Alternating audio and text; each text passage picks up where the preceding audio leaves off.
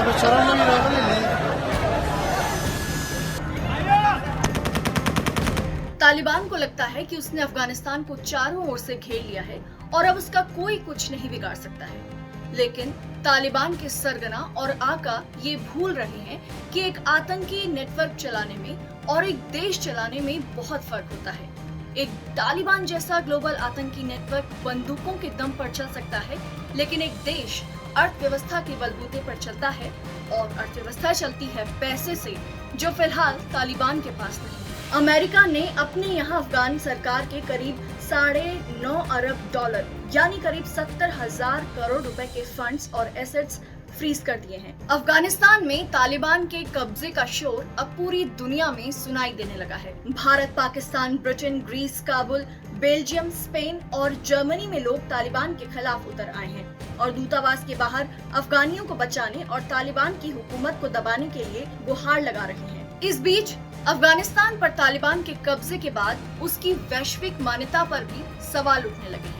पहले जहां रूस, पाकिस्तान और चीन ने तालिबान की सरकार को समर्थन देने की बात कही थी, तो अब चीन ने कहा है कि वो तालिबान की सरकार बनने के बाद ही फैसला करेगा कि तालिबान की सरकार को मान्यता देनी है या नहीं, यानी कि तालिबान की जो सरकार बनेगी उसका स्वरूप क्या रहेगा, चीन अब इसे देखकर ही फैसला करेगा। उधर ब्रिटिश पीएम बोरिस जॉनसन ने पाकिस्तान के पीएम इमरान खान को कह दिया है कि ब्रिटेन अफगानिस्तान में तालिबान की सरकार को एक तरफा मान्यता नहीं देगा। तालिबान को कूटनीतिक मान्यता देने को लेकर चीन के प्रवक्ता झाओ लिजियान ने कहा, अफगानिस्तान में सरकार बनने के बाद ही उनका देश इस बारे में फैसला करेगा। उम्मीद करते हैं कि सरकार मुक्त, समावेशी और व्यापक प्रतिनिधित्व वाली होगी।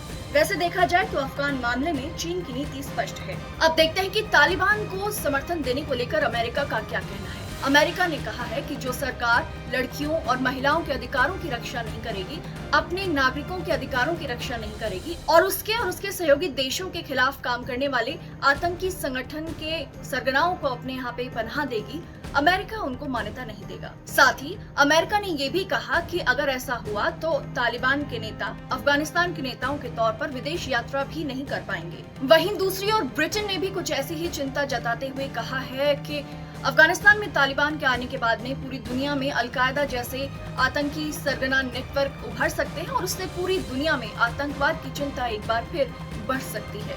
अब बात करते हैं पाकिस्तान की। पाकिस्तान की ओर से अफगानिस्तान में तालिबान की सरकार को मान्यता दी जा सकती है, लेकिन पाकिस्तान का कहना है कि अगर तालिबान अफगानिस्तान में शांति से सरकार में आते हैं तो ही वो उसकी सरकार को मान्यता देंगे। बता दें कि तालिबान के साथ पाकिस्तान के काफी नजदीकी संबंध रहे हैं। पाकिस्तान तालिबान का सबसे अहम सहयोगी देश माना जाता है। अमेरिका से डील करने के मामले में पाकिस्तान इन रिश्तों को इस्तेमाल करता रहा है। हालांकि तालिबान कई बार अपने ऊपर पाकिस्तान के प्रभाव को नकारता रहा है। अब बात करते हैं भारत की।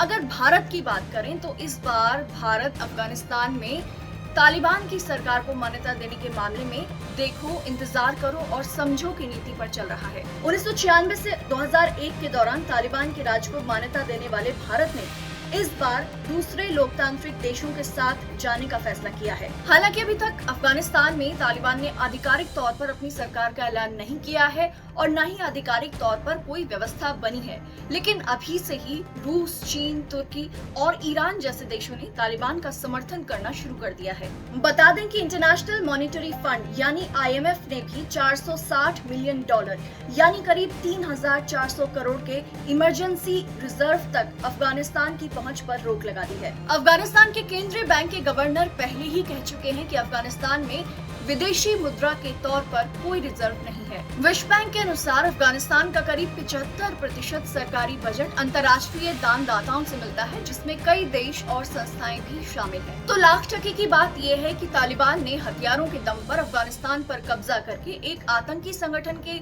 गुण तो दिखा दिए हैं, लेकिन हकीकत ये है कि चाहे आतंकी संगठन हो या देश, पैसों के बिना कुछ नहीं चलता है।